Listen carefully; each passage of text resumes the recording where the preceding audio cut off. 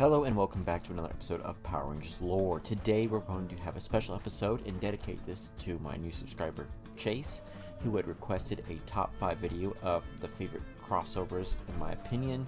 What are my favorite crossovers, not anyone else's, and I'll give you the reasons why. So this is it. And we're going to start out with number 5, the Forever Red. Now, why did I choose number 5 to be the Forever Red episode, which is by far the first major crossover that we've had throughout the entire series, bringing back all the original Red Rangers from essentially Mighty Morphin on all the way to Power Rangers Wild Force, even Alien Ranger and a few others that we don't really quite recognize from time to time. Now, we bring back Tommy, bringing him as the Xeno, because that was his first time as Red Ranger. We have Time Force, we have the Quantum Ranger, we have the Alien Ranger, we have Turbo, the Astro Space Ranger, and also the Lost Galaxy Ranger, all showing up there. And lastly, but definitely not least, the Lightspeed Rescue Red Ranger.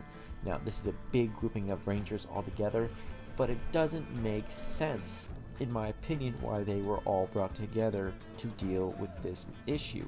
If it was such a big issue, it should have been all the teams. Now, I understand, like, with money, financial reasons why they couldn't bring back all the teams, and everyone loves the Red Ranger. However, I think more of this episode was just lost. They should have made this a two-parter rather than a one-parter. It was all brought in there. I liked them all just clashing things together. It had great fight scenes in there, but overall there just wasn't a big impact for me. It was cool nostalgia wise, but that's basically it. I want more than just, hey, they're all together, they're fighting, they beat the bad guy. I want a little more details sometimes, and I like when we get little details about clashing rivalries. We had none here. And then the end of the episode leads up with them all joking about what their accomplishments were as Red Ranger, and Andrews at the end, after all joking, goes, well, I killed Zordon, and they all laugh. In truth, I would have been like, you killed Zordon? That's not something we joke about, man. I know you're from another planet, but that's not type of humor. He was literally my mentor. So, I don't know.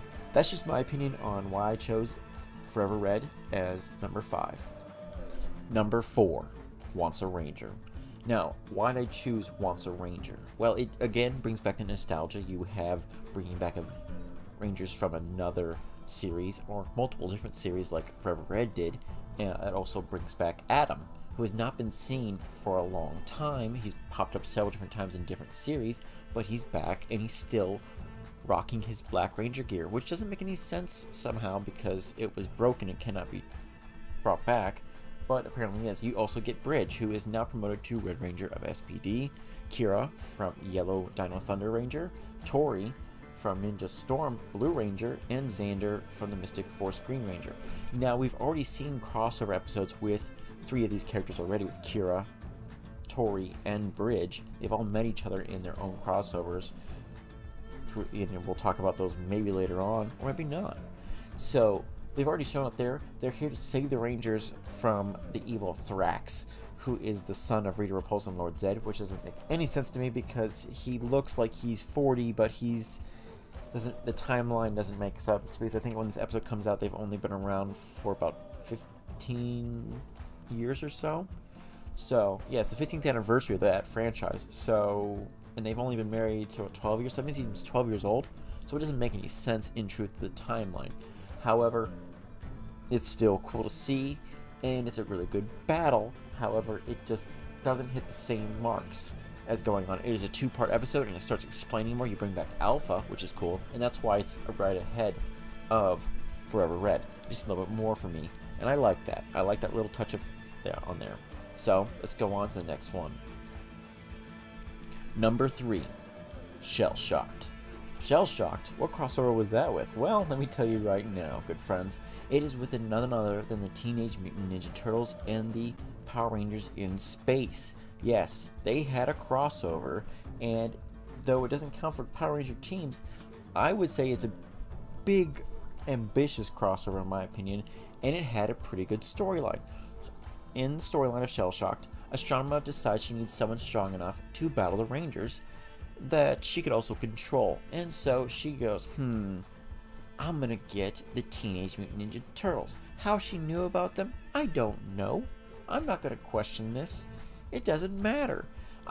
Nostalgia on multiple levels has happened here, and we get the Teenage Mutant Ninja Turtles mind-controlled to fight the Power Rangers. Holy crap, that is awesome. And even the Power Rangers knew who the Teenage Mutant Ninja Turtles were. So it's pretty awesome to watch them go at it. Fighting in the original suits they used in the movies, as well as you see, I believe there's the the fifth Ninja Turtle that shows up, the female one. And it's basically to help them fight against each other, and then in the end they shake off the mind control and work together to fight against the forces of evil. Now this is pretty awesome, and I can't go against this at all. Now, like, really, who wants to fight against the Teenage Mutant Ninja Turtles and the Power Rangers, see them go at it? In the comics we get a Green Shredder. Yes, the Green Ranger Shredder. He looks badass. And number 3 is definitely Shellshock.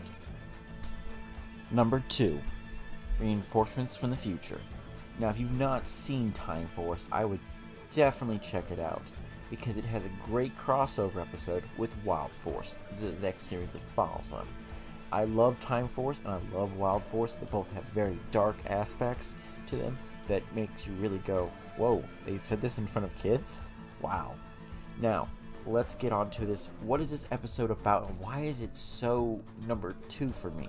Well, it is a big episode. It has a good clash, a lot of redeeming of characters, and overall, it's just a great storyline what they wrote. Now we have Jenna basically tracking down. She's basically going RoboCop, going to the future, the past, and everything else on somebody, but she's not a robot. I don't know why I said RoboCop. But basically, she's going after these 3 time-traveling orgs. Now, if you've seen my Rancic video, you kind of know a little bit about these guys. Now, with these time-traveling orgs going on, she goes back to the past, to the Wild Force time period, but is met by other Rangers later on in the series who help her out along with the other Time Force Rangers to do battle against these mute orgs. Now, this would also be where Rancic and Nadira show they're fully committed to the side of good. Rancic tries to sacrifice himself and ends up exploding, but that explosion basically releases him from his mutation, and he's able to go back to looking human for once. Fully human, there's no scars or anything else.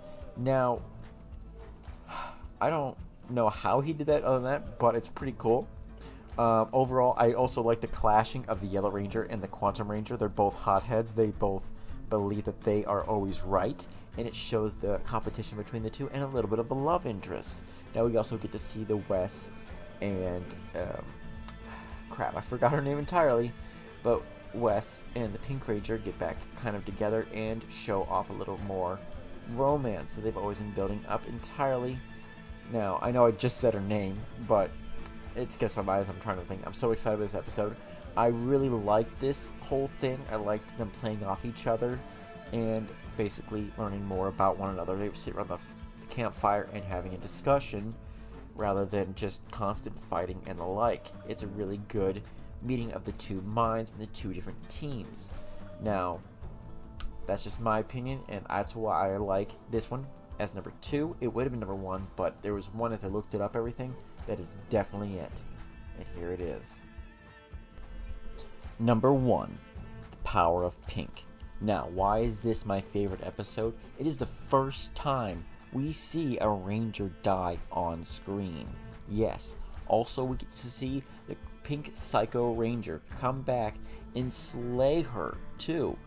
My god, it is a big, massive episode for a crossover, and probably one of the most ambitious we've ever seen. It is a huge landmark episode. Cassie's nearly killed, and Kendrick is literally has to sacrifice herself to stop it. Now, like, it is like a huge thing. Now, if you guys didn't know, this is technically part of a 2-part series, but this is the last half. The Rangers had already met in a previous episode, and they had fought against the Psycho Rangers who had been brought back by Drakina and Deviat. Now, this one is just, oh my god, it's a major death for a character in the Power Rangers into the final season finale where she comes back, but we don't know she's coming back. Like, we don't know what's going to happen next. It's literally in the middle of the season, and we're going, what's going on? What's happening here? Why the Rangers always win? What is this devastation going on? There is no other episode for a crossover that is like this, in my opinion. Now, why did they kill off the thing? Well, the actress who played Kendricks was diagnosed with leukemia, so she had to go under their treatment during filming, so they had to remove her. But instead of just like replacing her, they made something that made sense. She was cut down and killed, and she would return in the season finale after remission to show that she's been brought back by the powers of the morphing grid. I don't care about that part. That's okay with me, bringing her back and stuff like that. But my God, that is awesome. Oh my goodness, it's like completely awesome the entire time.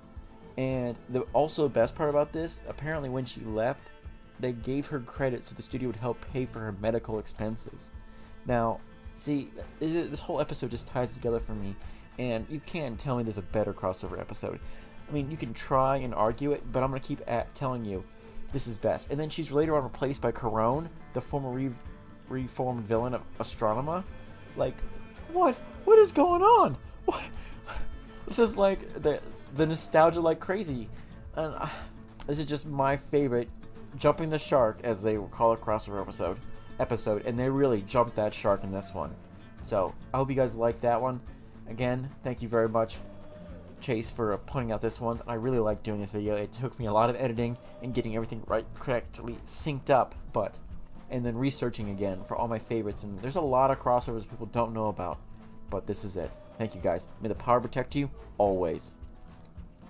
Make sure to comment, like, and subscribe at the end of this video. All your likes help me out, and all your watchers do too. Thank you very much, guys. I really like to discuss with you guys what your topics are. May the power protect you always.